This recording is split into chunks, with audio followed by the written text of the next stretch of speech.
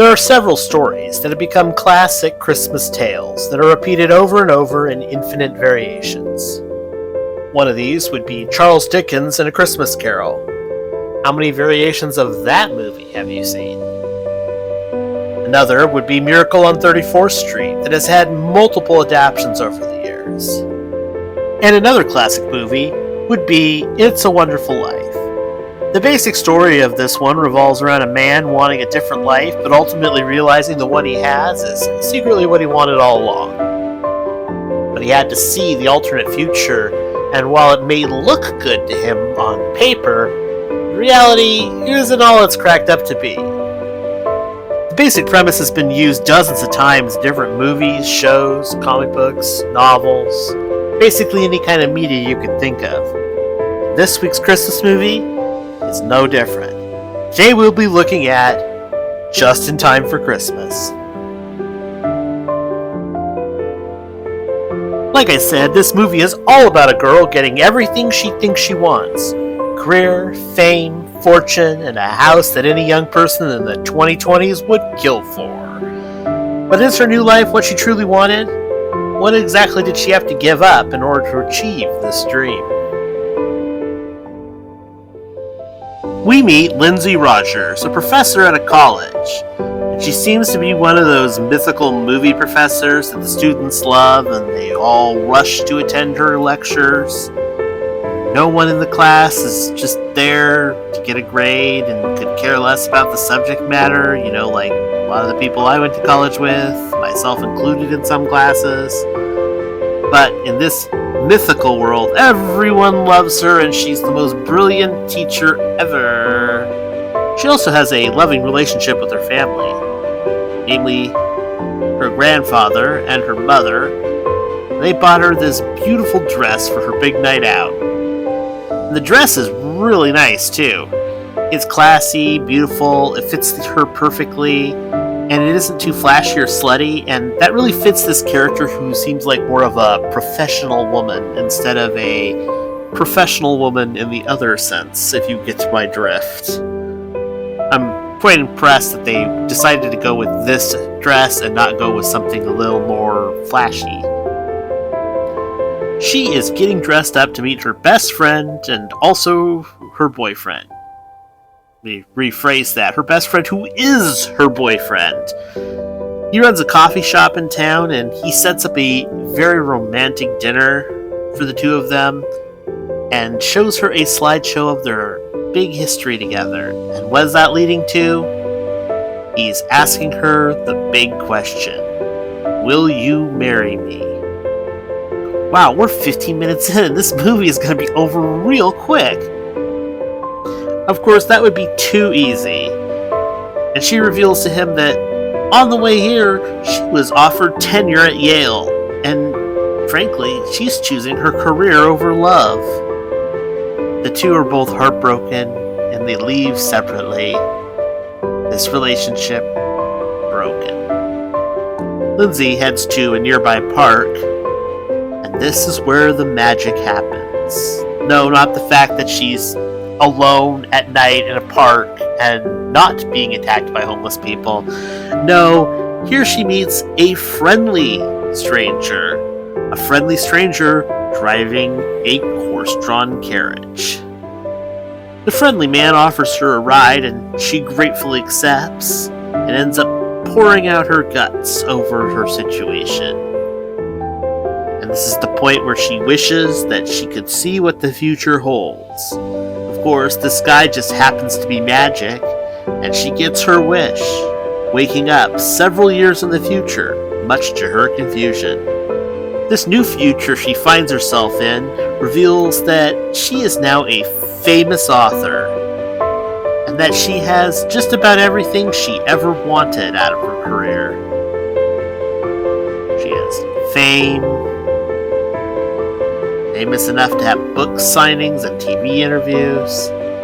She has fortune, as proven by this huge house that she just discovers she owns. And she has the status, a star in every place she goes, and every party she attends. But all of this came at a cost, and she discovers her now ex-boyfriend has moved on, sold his coffee shop, and has a new fiancé. Will she learn her lesson and make it right? Will she decide to go back and choose love over career instead? Can she even go back to her old life? Will this movie have a happy ending? Of course it will. What are you, stupid? This is a Hallmark movie.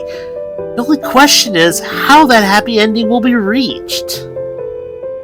One of the things that makes this movie stand out from other Hallmark Christmas movies is the cast. I mean, there are a couple of sci-fi legends in this cast that almost anybody should recognize. First off, we see Christopher Lloyd, best known for his role in the series Back to the Future, where he plays the great Scott himself, Doc Brown. In this movie, he is playing the part of the protagonist's grandfather, and yes, he does make a time-related pun. The second famous celebrity in this movie is Captain Kirk himself, William Shatner, who also, ironically, did a lot of time travel in his series. Here he is playing the enigmatic carriage driver who sets the whole plot in motion. Basically, he's either an angel, or Santa Claus, or some other magical good-hearted being that just wants to show her what life would be like and that she should be happy with the one she has. That brings us to our protagonist, played by Eloise Mumford. Now here's where things get very surreal for me. See, after watching this whole movie, I felt like I knew the main actress from something. I mean, this isn't an unusual experience for me. I tend to recognize the actors and actresses in these things from at least a dozen other sources. But in this particular one, there was something a bit different. See, after watching the movie, I searched for her IMDb, and there wasn't anything super special on this list that made me go, that's where I know her from. No, in this one I had to dig a bit deeper, and so I looked at her profile on Amazon, and there I read that she was born from Nancy and Tom Mumford, and I went, well, that's interesting. My family knows a Nancy and Tom Mumford, and then it hit me. The reason that Eloise Mumford looked familiar to me is because I used to play with her when I was a very, very young kid, in which we played house and promised to get married to one another someday. This is insane. I had no idea she went into acting, or that she was in a Hallmark Channel movie, or in 50 Shades of Grey for some reason. That was a bit odd. And our parents knew each other, and I went to their house several times. So this was a surreal realization for me that I'm watching someone that I literally knew growing up. Crazy how the world works. So beyond the surreal nature of seeing someone I know on the silver screen, how was the movie?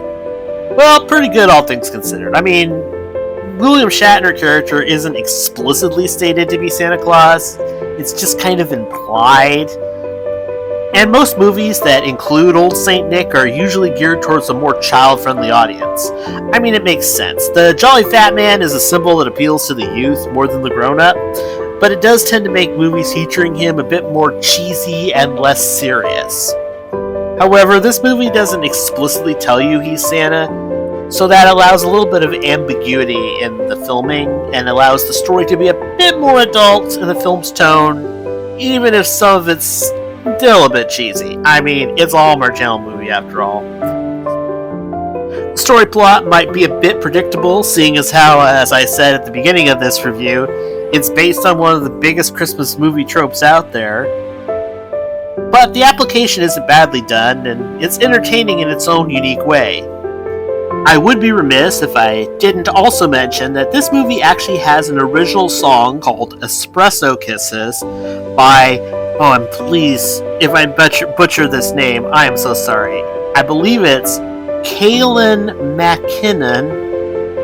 I'm going to link it in the video description below because I'm not sure that you're going to be able to find it from my description.